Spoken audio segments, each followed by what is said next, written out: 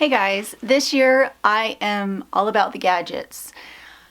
Traditionally, I love traditional gadgets like my spinning wheel, and I love growing things, so I have grow lights, gardening stuff.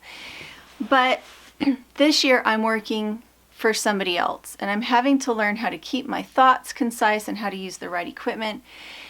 And I have really been trying to up my game. So today I wanted to show you a drone, because a drone has definitely been a hole in my education for my videos. But we had one before, one of those really big ones that Casey Neistat talked about back in the day, and I was afraid to use it because it cost so much, and you had to put the arms on, and then you had to know how to use a cell phone, and it was just a bit too much for me. I had too many things on my plate to learn something that was at all complicated.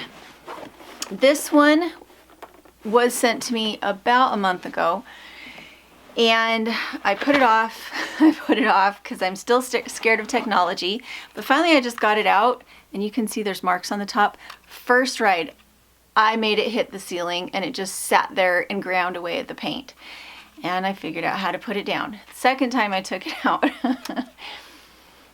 I sent it up. I tried to run over my dog with it.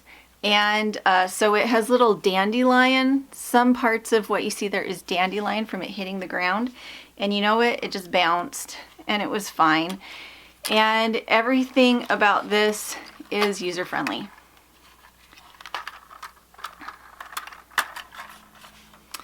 It just pops open. It's tiny. It fits in the case. It has a little remote. There we go. It has 2 batteries that come with it. And you do need to be careful with the batteries that you're not overcharging them, because of how light it is and the kind of battery you're using. You need to make sure you're using the right charger. I had to special order it.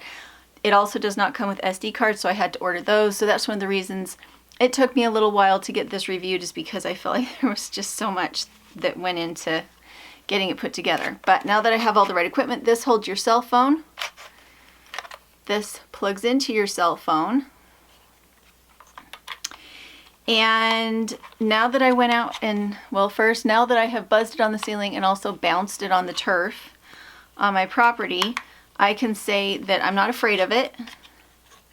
And because it's not terribly expensive, it feels like I can go out and play it without feeling like I'm breaking the bank. So far, the footage is 4K. It's just as good as any footage that I used with my really expensive drone. It's much lighter in a much smaller case, much easier to just pack and go, easier to charge, and it did come with extra wings because these are pretty delicate. Even, you know, they didn't break when they bounced, but they're delicate enough. It's good to have a couple extra on hand.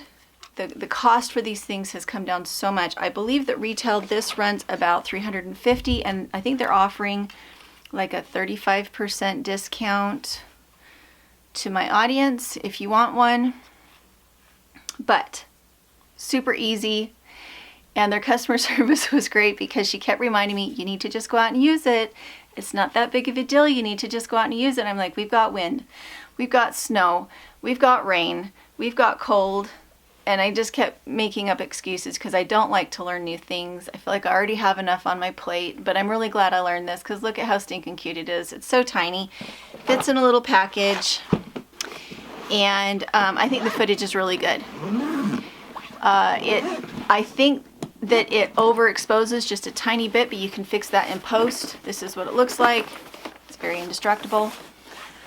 So the Ruko, I'm not even sure which one this is. I'll have to put it in the link in the description, so make sure to look. But 10 out of 10 so far. Really happy with it. I do recommend when you take drone shots, because it is in 4K, take short videos, 2-minute videos, 2-minute videos, 2-minute videos. Otherwise, it can take a very long time to upload your footage to your hard drive, and it can be very difficult to get through all that footage to find what you need. And